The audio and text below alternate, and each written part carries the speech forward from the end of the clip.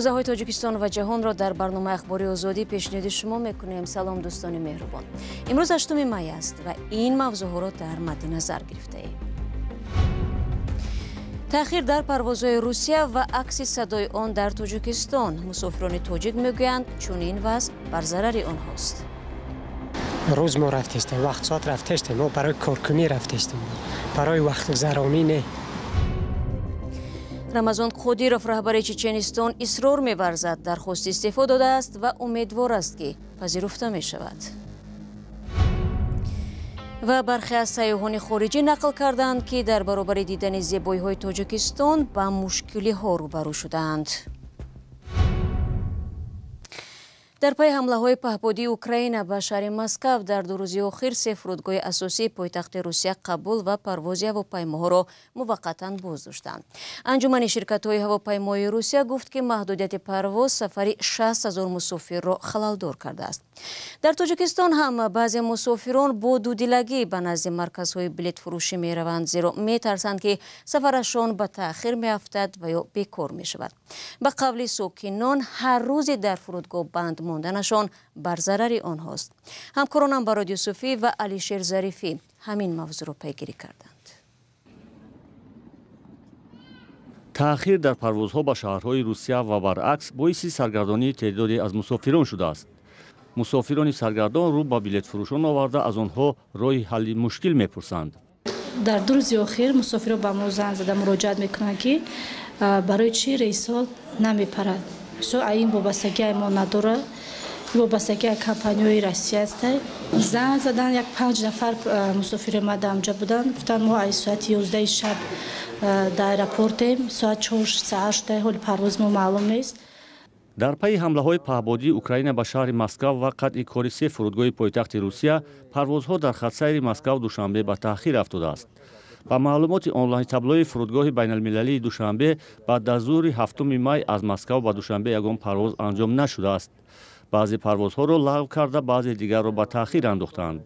مسافران میگویند زیان میبینند. ضرر ما همین که وقت ما رفتیم، روز ما رفتیم، وقت ساعت رفتیم، ما برای کارکنی رفتیم، برای وقت گذرانی نه. وقت گذرد به ما ضرر ایامه. چی ایرای دور باشه چی ایرای قریب باشه همین زدرش کشید، او خودش یک ضرر خالی است. به خاطر که تو جا رفتنی او سنی رسید و جا بگیم چی کدگی تا نقشه کرد که میام فلان روزم میرسم، نگه دهم روز نرسی بعضیش میشه که میگن اونجا جای تو پرشید، جای کاری تو میره بهوده یک اونجا با خیلی با دوجه چند قدی از اون کشی. کار فرودگاه‌های اساسی شهر مسکو در پی حمله گسترده پهپادی اوکراین با مشکل روبرو شد. سرگئی سابیانین شهردار مسکو از محو 20 درون خبر داد. وزارت دفاع روسیه میگوید 500 به سرنشین را سرنگون کرده است. همسالا صدها هزار کارجوی تاجیک به مهاجرت مهنتی به روسیه میروند و در گذشته نگرانی‌ها از تأخیر در پروازها و تفتیش و سنجش مهاجران بارها صدا داده است. متوقف شدن کار فرودگاه‌های روسیه وضع مهاجران تاجیکی را که به این کشور راه ندادند و باید به وطن بازگردند بسیار بد کرده است. کاربران رادیو آزادی با فرستادن ویدیو از فرودگاه شیرمیتیو میگویند ده‌ها مهاجر که از دوشنبه و باختر به روسیه آمدند 2 شبانه روز است در این فرودگاه به آب و نان ماندند. به گفته مصاحبان ما مرزبانان به آنها اجازه ورود را ندادند و امر کردند که به تاجیکستان برگردند. به این مهاجران گفتند که ممکن است پروازها به تاجیکستان بعد 10 می و حتی دیرتر از آن از سر گرفته شوند. همصحبت ما گفتند که نمیدانند این چند روز آینده را چگونه پشت سر میکنند. در ویدیوهایی که فرستادند دیده می شود مهاجران بالای فرش خنک خوابیدند. میان آنها چند زن نیز هست. یکی از آنها برای توی عروسی دخترش رفته است اما او را اجازه ورود ندادند و این معرکه خرسندی به حضور مادر گذشته است. در ادامه موضوع مهاجرت، سازمان جهانی مهاجرت میگوید سال 2024 از حساب مهاجران به تاجیکستان 5.8 میلیارد دلار ارسال شده است که در قیاس به سال 2023 1 میلیارد و 300 میلیون دلار زیادتر می باشد. در ارزیابی نوی سازمان درباره وضع مهاجرت در تاجیکستان که روز 6 می نشر شد آمده است، سال گذشته بازگشت مهاجران تاجیک به کشور بخصوص از روسیه زیاد شده است. همکارم خیرامان بقازو бақозода ин арзёбиро хулоса кард ва қабл аз барнома аз ӯ дар бораи ҷузъиёти ин гузориш пурсидам. дар ин арзёбӣ ки ҳар сари чанд вақт нашр мешавад омадааст русия ҳамоно кишвари асосӣ муҳоҷирпазир аз тоҷикистон боқӣ мемонад, вале айни замон шаҳрвандони кишвар ба узбекистону қирғизистон, кореяи ҷанубӣ, кишварҳои аврупоӣ ва амрико ҳам мераванд ва ба унвони муҳоҷири корӣ ва ё муҳоҷири ғайриқонунӣ сабт шуданд. дар ин арзёбӣ таъсири ҳамлаи маргбор ба толори консерти Крокус дар канори Москавро ҳам баррасӣ карданд ки аҳволи муҳоҷирону шаҳрвандони Тоҷикистон дар Русияро бад кард. Ба навиштаи муаллифони гузориш соли 2024 шикоятҳо аз шаҳрвандони Тоҷикистон дар бораи қонунҳои маҳдудкунандаи кори онҳо дар Русия беш аз 250% афзудааст. Бар асоси омори расмӣ беш аз 1 миллион шаҳрванди Тоҷикистон соли 2024 дар Русия ҳузур доштанд ва бештар аз 600 ҳазор нафари онҳо муҳоҷири корӣ буданд ки дар муқоиса бо соли 2023 8% камтар будааст. коҳиши шумори муҳоҷирони корӣ дар Русия асосан ба фишору таъқибҳои баъди ҳамла ба Крокус ва қабули қонунҳои маҳдудкунандаи ҳузури муҳоҷирон рабт доштааст. ҳамин фишорҳо сабаб шудааст ки муҳоҷирони бештари тоҷик соли гузашта ба ватан баргарданд. соли дигаре ки аз ҳамкорам пурсидам дар бораи муҳоҷирати кории тоҷикон ба кишварҳои дигар буд, чун баъди ҳамла ба Крокус ва бадрафторӣ бо муҳоҷирони тоҷик гузоришҳои зиёде дар бораи дилсардии тоҷикон аз кору зиндагӣ дар Русия мерасид. дар арзёбии Созмони ҷаҳонии муҳоҷират дар бораи муҳоҷирати кории шаҳрвандони Тоҷикистон ба Кореяи ҷанубӣ ҳам як назаре карда шудааст.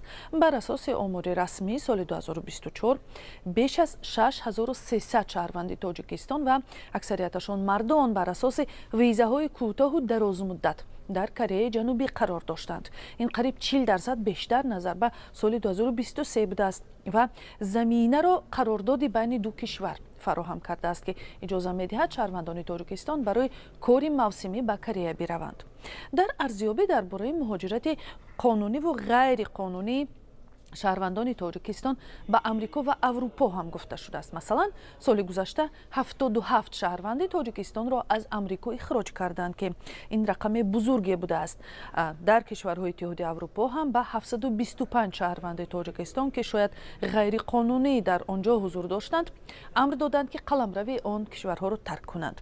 як омори ҷолиби дигарро аз ин арзёбӣ пайдо кардем ва он ҳам ин аст ки мақомот дар Мексикаи ҳамсарҳад бо Амрико дар моҳҳои январ то августи парсол 324 муҳоҷири ғайриқонунӣ аз Тоҷикистонро сабти ном карданд. тавре медонем Мексика солҳои охир барои ҳазорҳо муҳоҷир аз кишварҳои Осиёи марказӣ чун роҳи ғайриқонунии вуруд ба хоки Иёлоти Муттаҳидаи Амрико истифода шудааст. ташаккур ҳамкорам Хиромон Бақозода буд ки як арзёбии тоза дар бораи тамоилҳои муҳоҷирати кории шаҳрвандони Тоҷикистон ба хориҷро барои мо ва шумо хулоса мекард.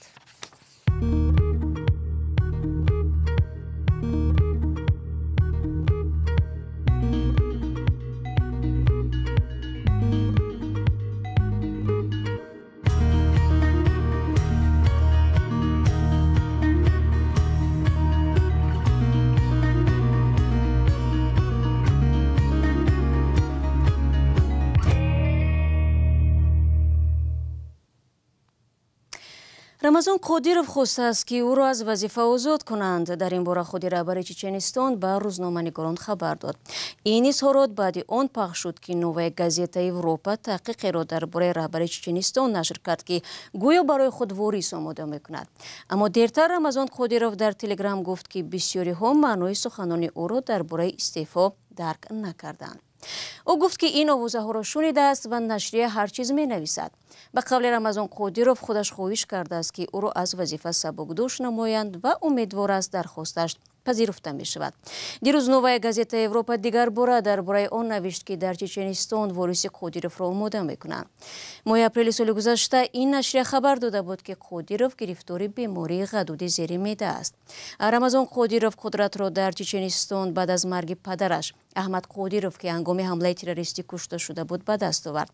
ӯ аз ҷанги Русия алайҳи Украина пуштибонӣ мекунад ва пайваста барои поймол кардани ҳуқуқи мардуми Чеченистон танқид мешавад. شما برنامه اخباری رادیو آزادی را تماشا دارید. با گرم شدن هوا حضور سیاحان خارجی در تاجیکستان بیشتر به نظر می رسد. مقامات تاجیک پیوسته از افزودن توجه جهانگردان و بهبودی شرایط و خدمت رسانی به آنها میگویند، ولی برخی سیاحان که دورتر از پایتخت تاجیکستان رفتند مشکلی های را مشاهده نمودند. تاجیکستان از دید سیاحان خارجی چگونه است و فعلا چه کمبودی های برای رشد بخش سیاحی جای دارد؟ تفصیلات در گزارشی امیر ایسوی و علیشیر ظریفی. این سیاح روس بار اول به تاجیکستان آمده است و می‌خواهد با کشور و تاریخ و فرهنگ آن شناس شود.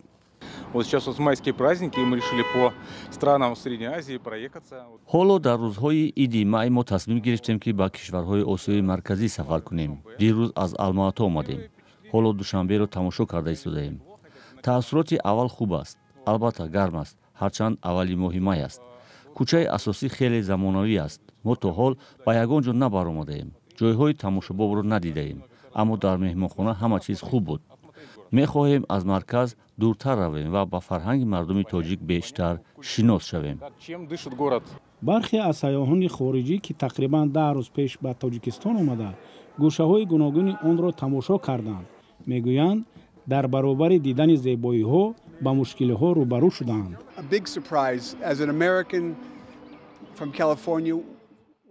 دیدن زیبایی‌های تاجیکستان برای من آمریکایی اهل کالیفرنیا خیلی شگفت انگیز بود. ما در معرض دنیای شما، کشور شما، دین شما و سیاست شما نیستیم.